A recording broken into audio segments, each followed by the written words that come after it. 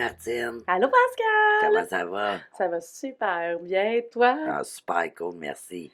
Donc aujourd'hui, comme on vous avait parlé dans le dernier épisode, on va parler des mythes et des réalités par rapport à la violence conjugale.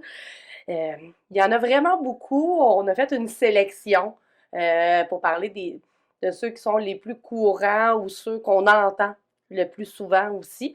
Est-ce que vous êtes prêts? Parce Ah, que nous, on est prêts. tout à fait. Donc, on commence avec le premier. Dans le fond, les femmes sont aussi violentes que les hommes dans le contexte conjugal. Qu'est-ce que t'en penses, Pascal? Ben, moi, j'en pense que non, que c'est faux. Oui, ça circule, ok, bon, c'est pas juste les hommes qui sont violents, et c'est effectivement vrai. Euh, Par contre, au niveau du nombre, au niveau de l'intensité, du degré de violence et tout, les hommes demeurent majoritairement le sexe le plus violent, là. Absolument. J'ajouterais sur ça que c'est, dans le fond, vraiment, même au niveau des statistiques, là, c'est une prévalence, qu'il y a beaucoup plus de femmes victimes de violences conjugales que d'hommes. Ça ne veut pas dire que les hommes en vivent pas, c'est que c'est vraiment, on voit ici qu'il y a vraiment une tendance qui est vraiment au niveau de la société, là. C'est un impact social, en fait. Puis au niveau des dommages et conséquences aussi, les répercussions sur la personne qui le subit, là. Donc, il peut y avoir, c'est ça, là, une distinction également là, sur ce plan-là. On va y aller avec un deuxième mythe. La violence conjugale est un problème d'ordre privé.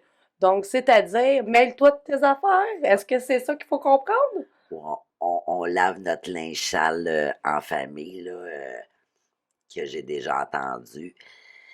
Donc, oui, c'est de ça que ça parle dans le fond, mais est-ce que c'est vrai ou faux? Non, c'est faux.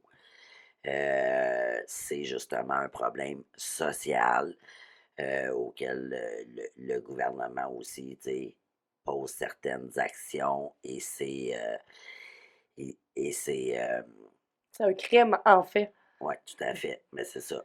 Donc, de plus en plus, on en entend parler. Il y a eu beaucoup de démarches qui ont été faites là, pour justement, on en reparlera de ce sujet-là, là, mais pour mettre le contrôle coercitif comme étant un crime puni au niveau fédéral, là. Donc, il y a des lois qui sont mises en place et de plus en plus, en fait, pour essayer d'avoir un impact là, sur les personnes violentes. Oui, puis je voulais juste ajouter, là, parce que je cherchais ma phrase, là, mais tu sais, dans le fond, quand je parlais de gouvernement, c'est prononcé Oui. dans ce sens-là, là, à l'effet que c'est une problématique sociale et non pas individuelle ou familiale ou quoi que ce soit. Puis depuis justement, notamment au Québec, là, depuis 1995, qu'il y a une politique spécifique là, en matière de violence conjugale. Absolument. On va y aller avec un autre. Et celui-là, ben, avec tous les féminicides qui ont eu lieu depuis la dernière année et demie, là, ça vient souvent sur le tapis, dans le fond, là. Ce mythe-là, c'est l'homicide conjugal est un drame passionnel, un acte de désespoir, un geste d'amour. C'est un acte isolé et désespéré. T'en penses quoi, Pascal, de ça? Ben, honnêtement, je pense vraiment que c'est un des pires mythes là, qui est véhiculé.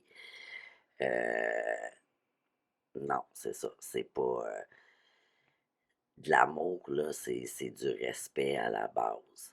Quand on aime quelqu'un, on en prend soin. On y veut pas de tort, on y veut pas de mal.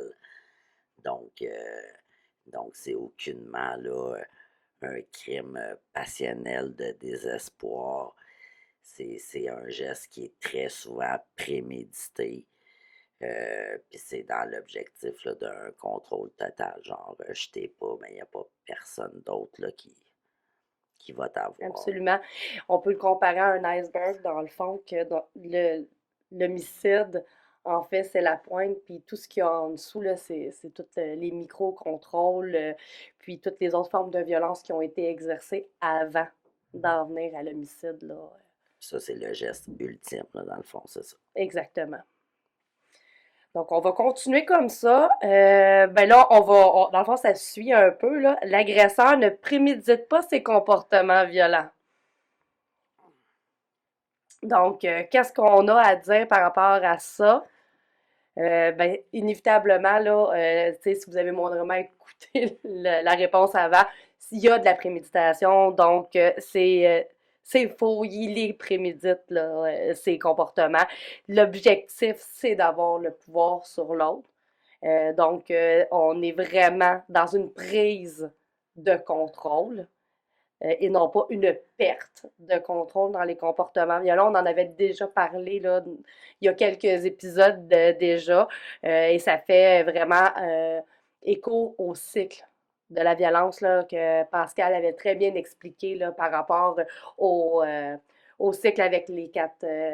Les 4 phases et tout. exactement. Tout à fait.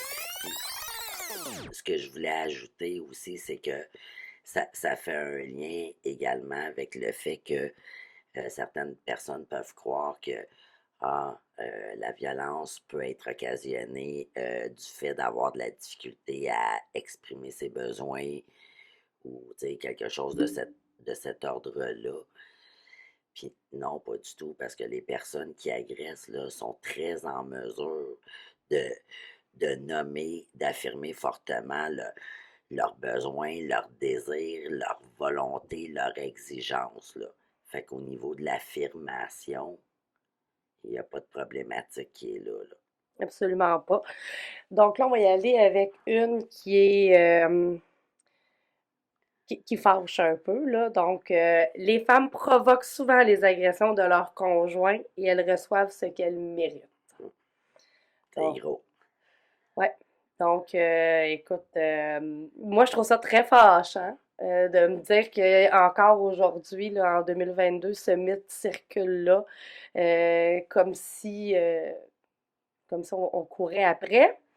Donc, qu'est-ce que tu as à nous dire, Pascal, sur, sur ce mythe-là? Est-ce qu'on court après?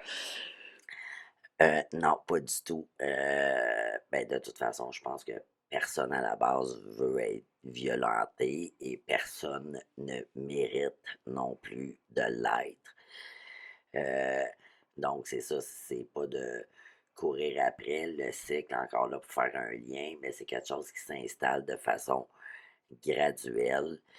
Euh, Quand on rencontre quelqu'un, on a envie d'être heureux, idéalement à long terme avec cette personne-là là, pour certains. Donc ça n'a vraiment aucun rapport. Absolument. Euh, donc, en fait, c'est ça, peu importe qu'une personne nous fasse du tort ou quoi que ce soit, c'est de quitter, là. Donc, ce n'est pas de se venger, d'attaquer l'autre, de violenter l'autre.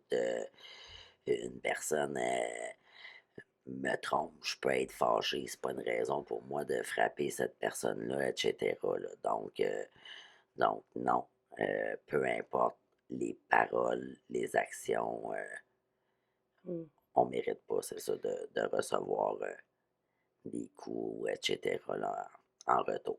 Pour boucler un peu la boucle de ce que tu viens de dire, quand on n'est pas bien dans une relation, on a Tout à juste à fait. partir. Ouais. Hein? C'est aussi simple que ça. Mais visiblement, faut encore le répéter. Donc, on y va avec une qui est un mythe qui est gros, qu'on entend régulièrement dans notre pratique et je l'entends régulièrement moi personnellement dans mon entourage. Donc, je pense que c'est important qu'on en parle, c'est que l'usage de l'alcool, de la drogue, les stress de la vie ou la santé mentale sont des causes de la violence conjugale. OK. Je sais pas ce que vous en pensez. Moi, ce que je veux dire là-dessus, c'est que c'est plutôt, ça peut être des conséquences et non pas nécessairement des causes. Mettons, l'alcool puis la drogue, ça l'exacerbe, Ouais, les comportements violents, mais la violence, ça vient d'un geste volontaire. Puis par rapport aux problèmes psychiatriques, la santé mentale, ben, c'est un faible pourcentage des personnes qui ont une maladie mentale au point de ne pas contrôler leurs gestes de violence, là. C'est minime, minime, là. oui, tout à Pas fait. parce que... Puis on en connaît tous, là, Martine, là, des personnes qui ont des problèmes de santé mentale parce que le spectre est très large au niveau, là, justement, des diagnostics en santé mentale. Et justement, rares sont ceux euh, qui ont un diagnostic, là, qui font, qui ont des comportements, ou non, est-ce non. qu'ils perdent la carte, là, on va parler de diagnostic, là, nous on n'est pas médecin, là, donc on peut pas s'aventurer sur ça, là, mais vraiment des diagnostics où la personne n'a pas en contact avec la réalité, c'est plutôt rare là, dans la vie de tous les jours, là, on parle de troubles anxieux, on va parler de Dépression, dépression, ouais. exactement, de troubles de la personnalité limite, de troubles d'adaptation. Trouble Mais de l'humeur, ouais, c'est ça. c'est toutes des problèmes de santé mentale que, oui, ils ont des conséquences dans la vie de la personne, mais elles sont conscientes des comportements qu'elles utilisent et elles prennent la décision d'utiliser la violence. Donc, ce n'est pas la raison de la violence conjugale, quoique ça peut exacerber les comportements violents, mais à l'origine, la personne est. Oui, puis ça l'enlève souvent les inhibitions, la consommation, entre autres. Donc, au lieu justement de perdre le contrôle, ben de s'imaginer que la personne perd le contrôle puis qu'elle agit comme ça sous influence, c'est plutôt le contraire. C'est sa vraie personnalité qui ressort parce que là, elle laisse place à. Elle n'a pas justement la fameuse gêne ou sociale là, ou le masque social qu'on a dû à notre éducation, etc. Là. Donc tout ça tombe et masque tombe, puis là, c'est ça, la vraie personnalité, là, c'est ça, se manifeste davantage là, dans des moments de Oui, consommation. absolument. Donc là, on va y aller avec un autre qui est fâchant. Je trouve les femmes qui restent avec les conjoints violents sont folles et de toute façon, même si on les aide, elles vont y retourner. Donc, est-ce que c'est vrai, Pascal, que nous sommes toutes folles et que nous allons toutes y retourner? Ben déjà, si vous entendez un homme de votre entourage dire ça, je dirais que c'est déjà à la base un indice. Là. Si on est tous dans le même panier, à ce moment-là, c'est peut-être la personne qui émet ce commentaire-là qui doit davantage se regarder. Donc non, là, autant les femmes, les hommes, peu importe, c'est pas c'est jamais une unanimité là, d'avoir des problématiques de santé mentale et non pas d'être nécessairement à utiliser les termes fou, folle. Euh, Puis à part ça, ben justement, un petit peu, je l'ai dit rapidement tout à l'heure, les problématiques de santé mentale peuvent être davantage des conséquences de la violence vécue auparavant. Là. Donc, c'est pas la raison pour laquelle une personne va vivre ou va faire subir là, de la violence. Là. Puis par rapport au fait qu'on dit que de toute façon, elles vont y retourner, il faut comprendre qu'il y a plusieurs raisons qui sont très complexes pourquoi les femmes restent dans, ben, peu importe n'importe qui, dans le fond, restent dans une relation de violence et que souvent, ben oui, c'est vrai que ça peut arriver que la personne quitte et retourne Ouais. à plusieurs reprises. En fait, c'est que la personne doit reprendre du pouvoir sur sa vie et il y a plusieurs enjeux importants, dont notamment la peur, qui est quand même non négligeable. La peur de plein de choses, là, que la personne ait du contrôle encore sur nous via nos enfants, que la personne exécute des menaces qu'elle a faites. Il y a les craintes financières aussi. On nommera pas tous les contextes possibles là, au niveau économique, là, mais et plein d'autres aussi, là. L'isolement, etc. Ouais, effectivement, il y a tout plein de raisons qui sont toutes valables, tu sais, les unes que les autres. Puis c'est pour ça que c'est souvent un processus puis qui risque effectivement d'avoir des allers-retours à plus d'une reprise dans certains cas. Mais ce n'est pas non plus une garantie qu'elles vont y retourner, là. Donc voilà, il ne faut pas prendre ça pour acquis. Exactement. Euh, Écoute, Pascal, je nous entends parler, puis je pense que ça va faire comme notre dernier sujet du Q&A, et je crois que on doit couper l'épisode en deux finalement et la faire en deux parties parce qu'il y a beaucoup plus de De contenu. de contenu qu'on croyait et on essaie de garder les épisodes en bas de 30 minutes pour le moment. Donc, sur ce, on va mettre fin à cet épisode et la semaine prochaine. Ben, c'est ça. Donc, la semaine prochaine, c'est ça, on va voir le deuxième segment de notre épisode, le mythe et réalité. Exactement. Donc, en attendant, on vous invite à liker, liker la vidéo, à partager la vidéo, à nous suivre sur les différents réseaux sociaux, que ça soit sur YouTube, Facebook, Instagram, Twitter, même TikTok, même si TikTok, on n'est pas encore actif parce qu'on doit apprendre. On vous invite chaleureusement à venir nous rejoindre.